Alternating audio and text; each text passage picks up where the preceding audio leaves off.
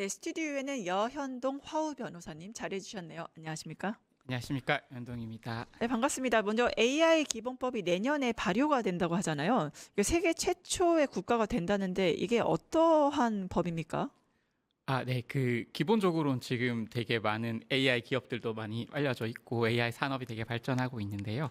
요 AI 산업을 더 진흥시키고 필요한 부분에 있어서는 좀 규제도 좀 하기 위한 어떤 기본법적 성격을 가진 법이라고 이해하시면 될 것 같습니다. 네, 결국엔 인공지능의 산업 발전과 사용자 권익 보호를 위한 이제 법이 이제 세계 최초로 이제 진행이 되는 건데 특히 AI 기본법 시행 대비 설명회에도 참가를 해주셨잖아요. 네. 그때 당시에 어떤 얘기가 나왔는지 현장 이야기 부탁드립니다. 네, 사실은 그 자리가 9월 달에 한번 이제 초안이 공개가 된 적이 있었고요. 그리고 11월 달에 정식으로 입법 예고가 됐습니다. 시행령이. 그래서 그 사이에 기업이나 시민사회 단체로부터 많은 이제 의견들을 받았는데요. 그 의견들이 중에서 주요 의견에 대해 설명하고 답변도 하고 향후 어떻게 진행할 것인지에 대한 설명을 하는 자리였습니다. 근데 아마도 이제 아시겠지만 논의가 좀 많이 됐던 것이 뭐 정의 조항이나 투명성, 안전성 확보 의무, 뭐 AI 고영향 AI 확인 절차 등이 논의가 많이 되었고요. 절차 관련해서는 정부가 이제 가칭이라고 이제 말씀하셨는데 AI 안전 신뢰 지원 데스크 운영 방안과 향후 이제 제도 개선 연구반을 1월부터 운영하겠다는 내용들이 조금 논의가 되었던 자리입니다. 네, 특히 앞으로 AI로 만든 거는 다 표시해야 된다. 이것만 보면 약간 규제 성격으로 보이는데 정부는 오히려 이건 규제가 아니다라고 얘기합니다. 이유가 뭘까요? 네, 과기정통부 입장은 되게 확고합니다. 네. 이 법 자체는 규제법이 아니다. 사실 산업 진흥에 훨씬 더 많은 포커스를 두고 있다라고 얘기를 하고 있고요. 실제로 법 조항을 보아도 지능과 관련된 조항이 훨씬 더 많습니다. 그리고 네. 제가 이제 법 제정이나 시행령 작업에도 참여를 했었는데 그때 이제 유럽에 저희가 보통 많이 알고 있는 유럽의 이제 AI 액트랑 비교해 보면은 훨씬 더 지능 쪽에 많은 포커스를 두고 규제를 줄이려고 노력을 했습니다. 그리고 실제로 EU 같은 경우는 배포자라고 하는 개념을 씁니다. 그러니까 네. 디플로이어라는 개념을 쓰는데 실제 AI를 이용하는 사람들한테도 상당한 의무를 부과하고 있지만 시행령 작업을 할 때 이분들한테는 거의 대부분의 의무가 배제될 수 있도록 그래서 산업 초기에 어떤 규제가 혁신을 좀 저해하지 않는 방향으로 그렇게 진행을 했는데요. 그런 의지들을 좀 반영되어 있다고 이해하시면 될 것 같습니다. 네, 특히 입법 예고 과정에서 AI 사업자 정의에 대한 논란이 좀 있었던 것 같은데 어떻게 보세요? 네, 맞습니다. 이게 아마 설명에서도 많은 논의가 있었고 예. 사실은 이게 시행령 작업 과정에서도 아마 가장 먼저 많은 질의가 들어올 거라고 예상을 했었는데요. 예.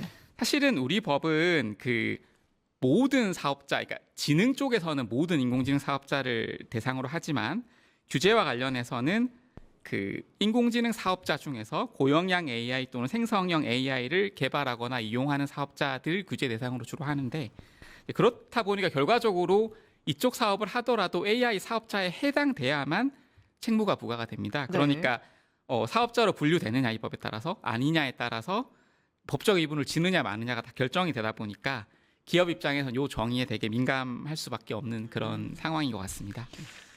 AI 기본법이 얘기하는 게 그러니까 알고리즘의 공개 없이도 투명성 확보할 수 있다 이런 얘기가 나오는데 결국엔 이 투명성의 정의가 좀 궁금합니다. 그러니까 설명 가능성인지 아니면은 책임 추적 가능성인지 어떻게 보세요? 이 투명성 의무 같은 경우는 사실은 고영향 AI랑은 조금 뭐 상관이 없는 어떻게 보면 상관이 있긴 한데 지금 당장 논의되는 부분은 그 부분은 아니고요. 네. 저희가 소위 말한 요법에서 말한 투명성 의무는 네. 크게 이제 고지 의무랑 표시 의무가 있습니다. 요거는 고지는 요 AI로 썼다. AI로 이 서비스가 AI로 동작한다는 거를 사전에 알려야 되는 의무를 말하는 그러니까 것이고요. 자율보고 의무를 얘기하시는 거예요. 아닙니다. 소비자한테 사전에 알려야 사전에 되는 알린다. 의미입니다. 우리가 네. AI 자체를 사용했다는 거죠. 네, 뭐 그렇습니다. 워터마크라던가 그런 거. 그거는 이제 표시 의무에 가까운 것이고요. 네. 표시 의무는 요 생성형 인공지능으로 만들어진 결과물에 네. 이 결과물이 생성형 인공지능을 통해서 만들어졌다는 것을 표시하는 의무를 말하는데요.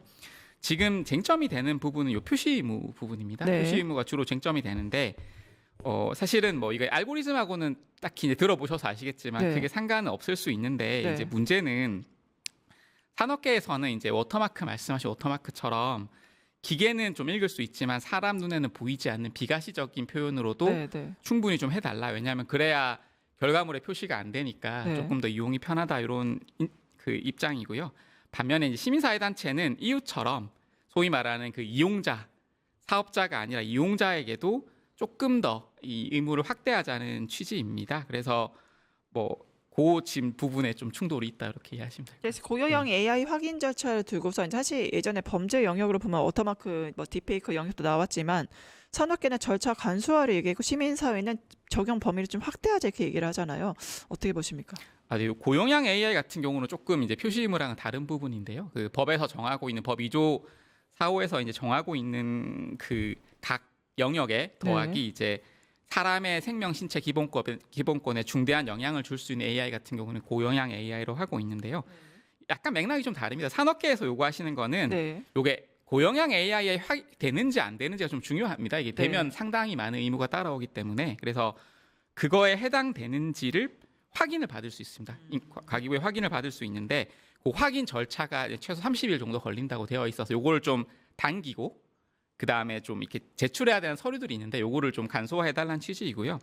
시민사회 단체는 이제 시행령에서 고용량 AI로 추가적으로 좀 범위를 지정할 수 있도록 하고 있는데 네. 그 범위를 좀 확대해달라는 취지로 좀 논의를 하고 있습니다. 네. 그러니까 예전에 AI 기본법 관련 논란이 몇 개월 전에 나왔을 때 이게 플랫폼이 책임이 쏙 빠진 게 아니냐. 그러니까 AI로 만든 생성물의 워터마크 표시를 의무화하는 것들이 논의가 되는 거잖아요. 그러면 어떻게 보세요? 플랫폼 책임이 실제로 빠져버리게 됩니까?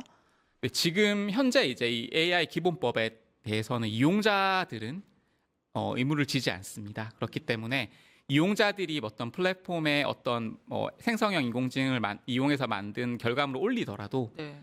그 지금 플랫폼들은 당장 책임을 지지는 않습니다. 물론 이제 요 인공지능 기본법에 따라 그렇다는 것이고 네. 만약에 성착취물이나 네. 이거를 선거에 이용하거나 하면 개별 법령에 따라서 다 문제가 되는데요.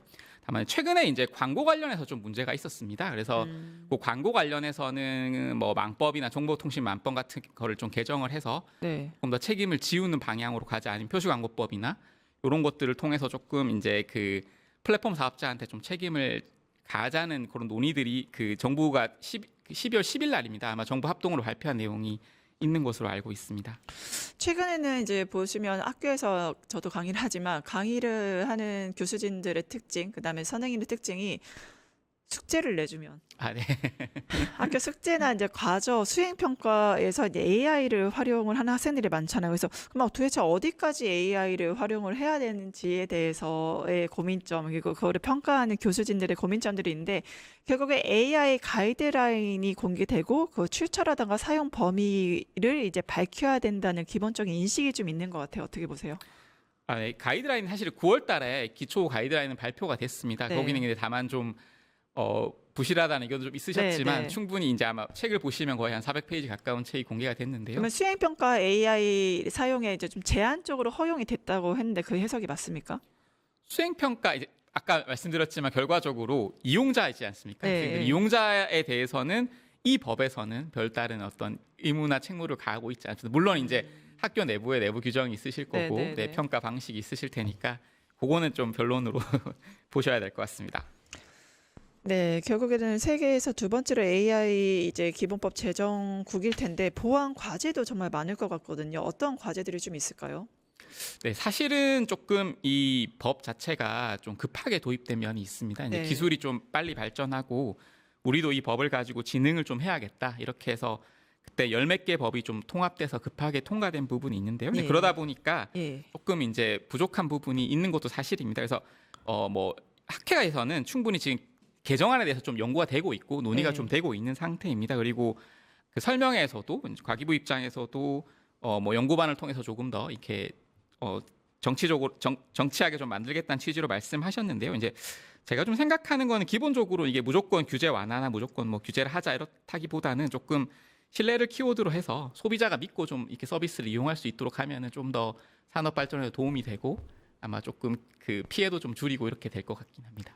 결국에는 이제 AI에 대해서 AI 기본법에 대해서 산업계와 시민단체가 그 유예, 그 산업계는 규제 유예를 주장하는 반면에 시민단체나 인권위는 이제 미뤄서는 안 된다 이런 해석들이 있잖아요. 네, 맞습니다. 어떻게 네. 보십니까? 네, 사실은 그 규제 유예 사실상 이제 규제를 조금 1년간 유예하겠다고 발표를 한 상황입니다. 요거는 사실은 EU도 마찬가지입니다. 최근에 그 디지털 옴니버스 패키지라는 걸 발표해서 네. 고영양 인공지능에 대해서는 뭐 최대 앞으로 한 10몇 개월 더 미루겠다는 취지로 얘기를 했는데요. 지금 한국도 어떻게 보면은 그 산업이 초창기다 보니까 그거를 좀 발전시키기 위해서 규제 부분은 조금 유예를 하자는 얘기가 있는데 네. 다만 이제 시민사회단체에서 말씀하시는 그 걱정도 저도 충분히 이해가 되고요. 특히 네. 이번에 그 광고에서 문제됐던 것이 전문가를 사칭해서 네. 딥페이크처럼 만들어서 이제 광고를 한 건데 다만 이런 것들은 표시광고법이나 다른 법에서 충분히 좀 커버를 할 수 있는 부분이기 때문에 사회적으로 이런 것들을 좀 잘 막아가면서 산업이 좀 진행될 수 있도록 진행을 해야 될 것 같긴 합니다. 네, 특히 AI 기본법이 있지만 여러 가지 과제도 얘기해 주셨는데 AI 그 산업 육성을 위해서 AI 기본법이 있고 그 하위 법령도 중요할 것 같아요. 그러면 이 하위 법령의 정책 방향이나 과제는 또 어떤 게 있을까요?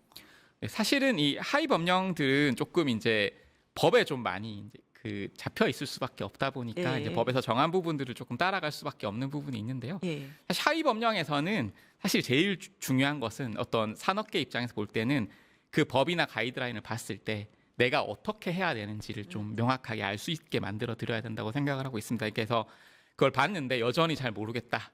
이런 상황이 안 벌어질 수 있도록 물론 저도 이제 시행령 작업에 참여해서 좀 죄송한 마음이 있긴 한데 그런 것들이 가이드라인에서 조금 더 이렇게 정확하게 표현이 돼서 그것들을 보고도 좀 많은 의문들이 해소될 수 있도록 그렇게 만들어 드릴 필요는 있는 것 같습니다. 네, 사실 어떤 분들은 이렇게 얘기합니다. 인공지능은 법이 따라갈 수 없는 분야다라고 좀 회의적인 시각도 사실 있는 게 사실인데 결국에는 AI 기본법 자체의 성격이 규제냐, AI의 지능이냐 이렇게 갈 것 같습니다. 향후 방향 어떻게 될까요? 평가 부탁드립니다.